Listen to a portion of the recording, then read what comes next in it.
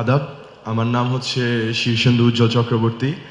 আমার প্রশ্নটা হচ্ছে যে প্রিভিয়াসলি একজন বলেছেন যে আপনারা একটি ইসলামিক বেসড পলিটিক্যাল পার্টি।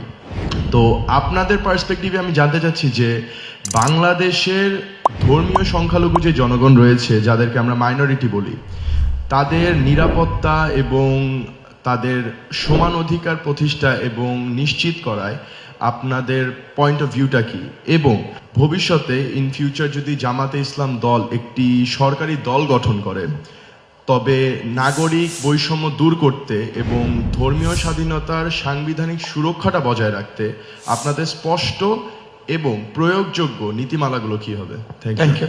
উনি একটা কনসার্ন এক্সপ্রেস করেছেন যে বাংলাদেশে মুসলমানরা হলো সংখ্যায় মেজরিটি, যদি আমরা ধর্মের দিক থেকে বিবেচনায় নেই। এখানে আরও অন্যান্য ধর্মের লোকেরা আছে যাদেরকে উনি বলেছেন যে বলা হয় মাইনরিটি। প্রথম কথা হলো আমরা কোনো মেজরিটি মাইনরিটি স্বীকার করি না। আমরা বলি যে under our proud constitution every citizen who borns here and who lives here everyone will enjoy equal rights.